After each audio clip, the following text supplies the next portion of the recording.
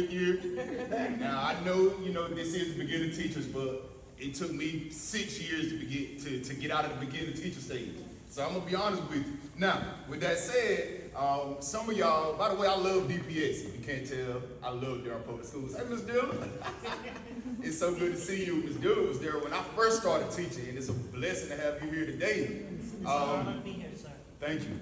I'll be honest with y'all. Over the next couple of years, beginning teachers, you'll develop this look for your students. Now, we all are dedicated. We love our students, but you'll have that look where you say, hey, I care about your future, but don't test me. I care about your future, but don't test me. Okay, and also you might start saying phrases that you're not used to saying, like, no, you can't trade your Chromebook for a bag of hot Cheetos. Because they'll come up and they'll say, look, I'll give you my Chromebook for a piece of candy. No, can't do that. But then also there are other job titles that you will get as a teacher that you kind of sort of signed up for, like a counselor. You might end up becoming a motivational speaker, a nurse, IT support, or even a part-time therapist. But again, I want to go back real quick. Again, I'm Alec Virgil, and I'm honored to be the Durham Public Schools Teacher of the Year. But I have to be honest, I'm in my 8th year teaching. We just finished up. My students just graduated from middle college last night, yesterday. And I'll go back to telling you, it took me about 5 or 6 years to transition out of that beginning teacher stage. Now, when I first started, I didn't know that I would become a teacher. All right, number one, I graduated from NC State, okay, and once I graduated, I thought that I would become a corporate worker, being in the office, sitting at the desk, answering the phones, showing up every day, blase, blase. But on the third day, I woke up, I was miserable. I was miserable before my feet hit the floor. That's when I knew it wasn't for me. And so literally on the third day, I worked for a half a shift, and I resigned on the third day. So that's when I knew I needed to follow my passion and work with the young people. And I signed up to be a substitute teacher. Literally, maybe the next week I started teaching. And then I ended up getting a long-term substitute teaching position as a math teacher at Lowe's Grove. And then, again, I'm lateral entry. I did not go to school to be a teacher, so I had no formal educational training. But I started at Lowe's Grove, and I taught there for 3 months. And then the principal at the time, she approached me and said, Mr. Virgil, I have a social studies position opening. Would you like it? I said, of course I will. So again, I did an interview for the job. I did not train to become a teacher. I honestly only thought, hey, in order for me to actually teach these kids, I need to engage them. And so I got them up out of their seats. We were doing different things. I thought that, hey, I could do a little bit more than sitting in front of them and writing things on the board. For example, let me see. Everybody in here, y'all are beginning teachers, and you all know that, hey, we have to engage our students. So I want to engage you for a while. All right, so I want everybody to lift up their hands as high as you can. I want you to raise your hands as high as you can get them. Okay, now I want you to reach higher, All right, now you put your hands down. How many of y'all reached a little bit higher when I say reach higher? Yeah, pretty much everyone in here. See, you can always do a little bit more. You can always push a little bit further. You can unlock a bit more potential. And as a teacher, that's our responsibility, is to unlock the potential of our students. I want to go back to a few weeks ago when it was my birthday. My wife, Khalida, and I, we went to New Orleans. And one of the things that we really wanted to do, other than taste the good food, the beignets and the gumbo and the jambalaya, we decided that we really wanted to visit William Frantz Elementary School. William Frantz Elementary School was the first school that integrated with black and white children after the Supreme Court landmark case, Brown versus Board of Education. Now we're talking in the 1960s. So we know little Ruby Bridges, right? You've heard of her name, Ruby Bridges. She was 6 years old when she started at William Frantz.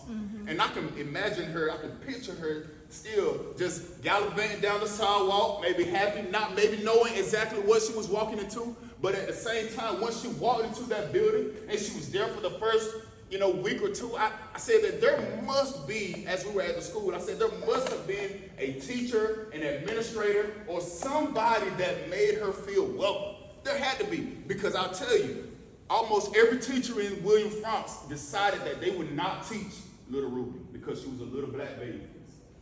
Most parents took their children out of her classroom. And so again, I was wondering, Ruby probably felt some heavy weight. She probably had some sort of an imposter syndrome, feeling like she didn't belong. But then I found out she did have a teacher. She had Miss Henry.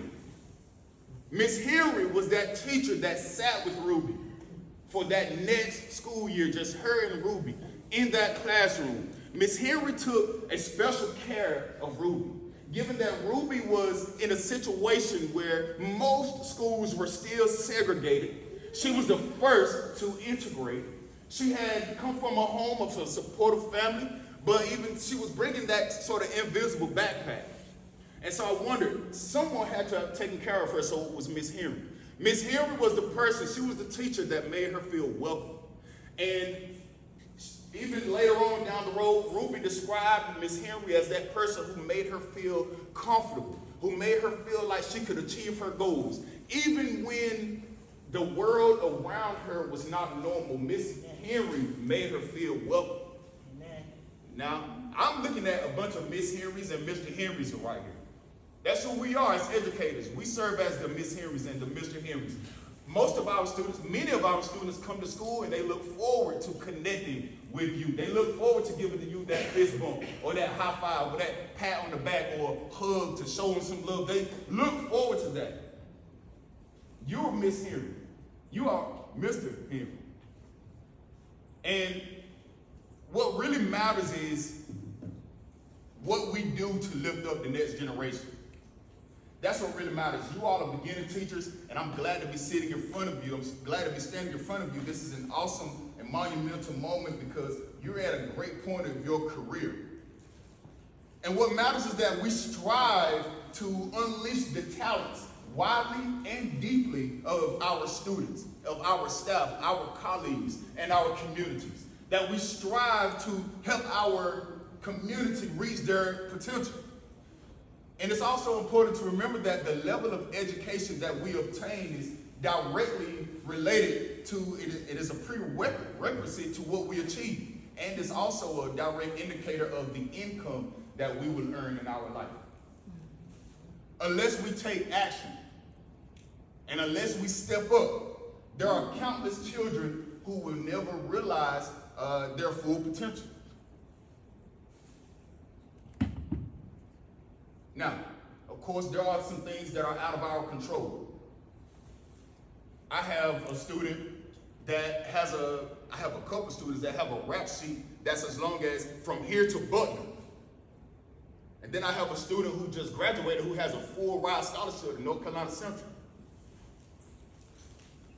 So there are some things that will be beyond our control as the teachers and as the educators. But as great educators, we raise the expectation. We recognize and we reward excellence. That's what we do. That's what makes us great, is that we show our students that we care. And even in the schools that are troubled, we still show up for our students. We still show them that we care. We still reward their growth.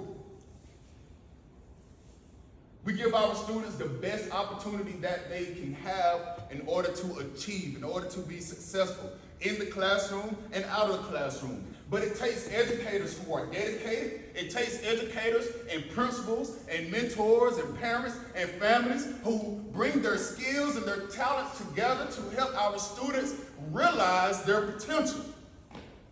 Now, let me tell you this. You have a lot of work cut out in front of you. Especially, most of y'all, I hope, are coming back next year. We need to encourage our folks to stay in the field. But I want to share something with you here. I was at the DPS retiree celebration a couple weeks ago, and I was congratulating them and saying, hey, now you get to go to the bathroom when you want to. Now you get to take a full lunch break. I mean, you can even drink your coffee while it's still hot. I was talking to the retirees. Now, that don't apply to us.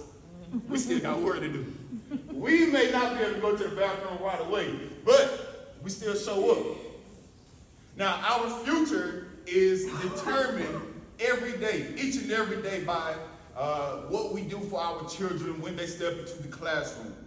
Okay? Our success will ultimately depend on, it will actually be dependent upon our efforts long before any one of our future entrepreneurs open their door. It'll be before the nurses start taking their rounds.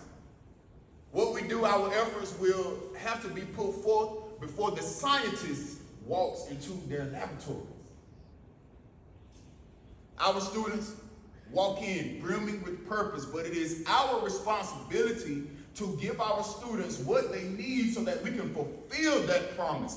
And what we must do is be there for them. See, our students don't need us to be superheroes. They don't need us to be perfect, but they do need us to be present.